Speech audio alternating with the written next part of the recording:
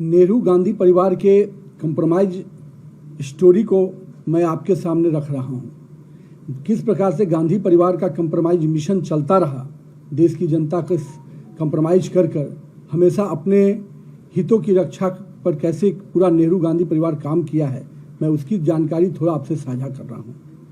एक समय था जब नेहरू जी ने खुद कहा था कि 45 करोड़ जनता मेरे लिए लायबिलिटी है। इस एक प्रधानमंत्री के रूप में ये शब्द कितना बड़ा धोखा है देश की जनता के साथ, और उनका किस प्रकार से संबंध रहा विदेशी ताकतों के साथ वो हम सबको ही जानते हैं। और अभी के जो बब्बर शेर बन रहे हैं, राहुल को भी आपने देखा है कि किस प्रकार से विदेशी शक्तियों के कठपुतली बनकर वो काम करते हैं।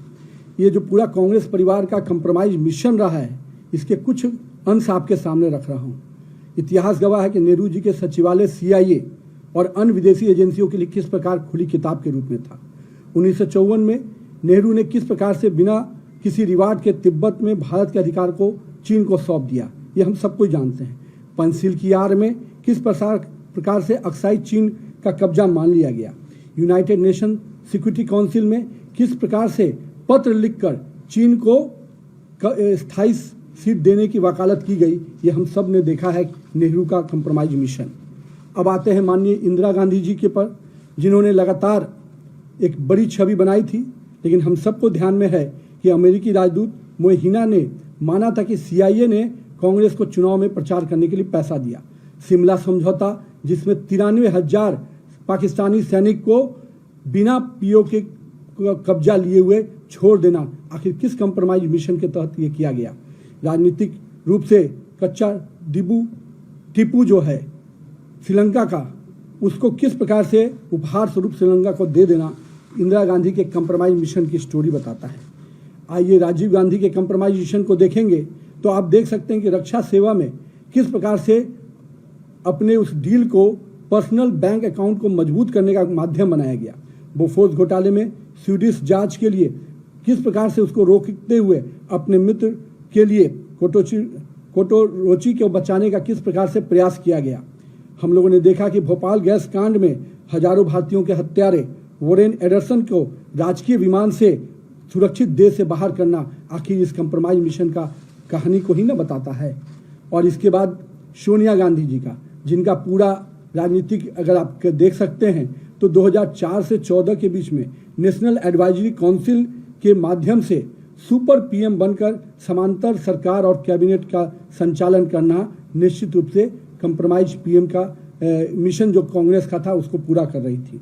और आप उसी कालखंड में आपको ध्यान में होगा, राजीव गांधी फाउंडेशन को चीन की सरकार और जॉर्ज सोरोस के नेटवर्क से फंडिंग कराना, किस कंप्रोमाइज मिशन के तहत ये काम किया गया।